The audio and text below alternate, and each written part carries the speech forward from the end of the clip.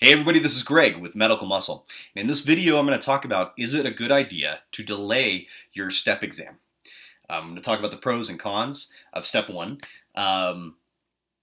So first off, step is now pass-fail. That's kind of a new thing. It's been going on for like the last year and a half. This is kind of it's a new situation. Because step is pass-fail now, it gives a huge benefit to not great students. Because you're protected. If you just barely passed, residency programs are not going to know the difference between just barely passing and having a killer step one score. So it kind of protects you. You're just put into one lump group, okay? That being said, I feel like this now puts people at a disadvantage who fail because I think residencies are going to be more willing. Well, possibly they're going to take more residents who would have had really shitty step one scores, but they're protected by that pass. And maybe they had great scores in clinicals or, a great step two. So I think there's a potential for schools for residencies to pick up these people that in past years would have just automatically been kicked out of a lot of programs because they had a bad step score. So if you don't pass at all, it puts you at a really bad position. So we got that out of the way. Now, here's the pros and cons. So the pros of delaying your test is that you make sure you pass, okay? If you feel like delaying it is a good idea, if you feel like there's things that you can work on and you're seeing increases in your NBME scores and your Uworld scores and things like that, then go for it. There are thresholds that my school had, and probably your school does too, that you have to get through this threshold on NBME to take STEP. It makes it just more likely that you're going to pass. Use those. If you're not passing that threshold, then don't take it. If you fail, this is not a good situation. Now,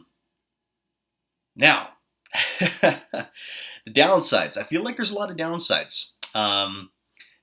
Major downside is, especially in my school, our last term right before STEP was review of a lot of the higher yield topics and the more complicated topics. So it was really nice. Not every topic obviously was covered, but it was the big stuff. Cardio, pulmonary, renal, hematology, pharmacology. We had a shit ton of drugs in our first exam. I think it was like 150. The neuro, endocrine, and psych, like big hitters. We didn't go into biochemistry as much because I feel like that's not necessarily as high yield. The questions are really hard and there's not many of them. But those big topics that are really confusing for a lot of students. So I think it was good that our school reviewed that stuff. And so we're reviewing that right before we go into STEP. Okay?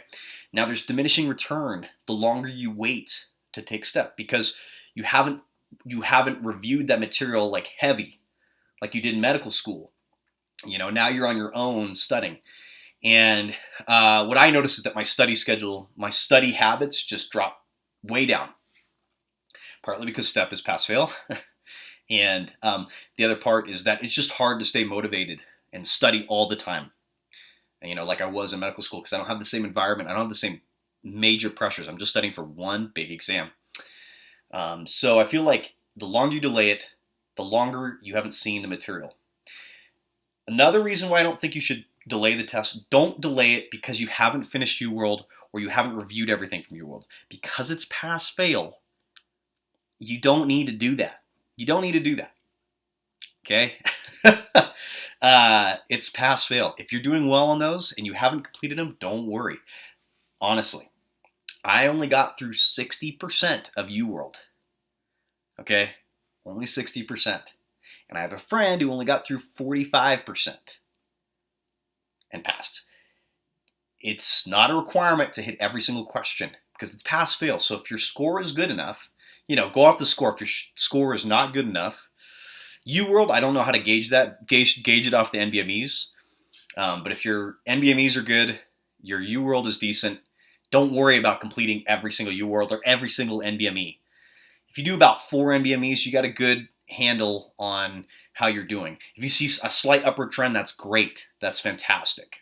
And as long as you're passing on most of them, I passed on every single one, so that's why 60% was fine for me. The other issue, this is where it's going to affect you directly. If you delay your exam, you might be placed in clinicals later. I don't think there's a problem with that. Realistically, the only downside is that for our school, and we're in the August term, start term, so we're like the regular term, spots fill up. At the hospital that I'm going to, the day after I got my clinical rotation site scheduled, my buddy called into the school and they said it's filled. So it filled up quick.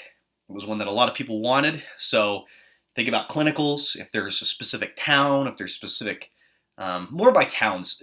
For the most part, you're going to be placed in the state with SGU, but it's a possibility that you might not get the hospital that you want. Personally, for me, I wanted a hospital where I could do my first full year at one location, so I wouldn't have to move. I wouldn't have to get used to different hospitals. But would that be the worst thing? Nah. No, it would just make my life a little bit harder. Okay, so that's one little side note. Okay, so be confident in yourself. I know you guys can do this.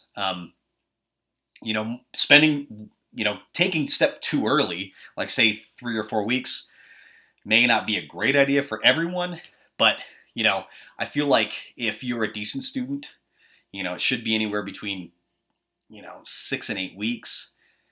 You're going to do fine. I don't know how studying more would make a difference. That's basically what I'm trying to say.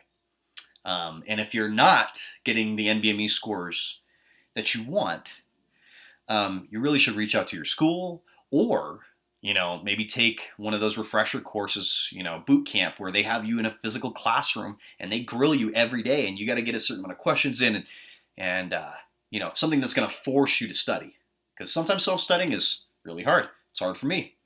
Lucky I was just smart enough to just kind of wing it. All right, guys. Hope that helped.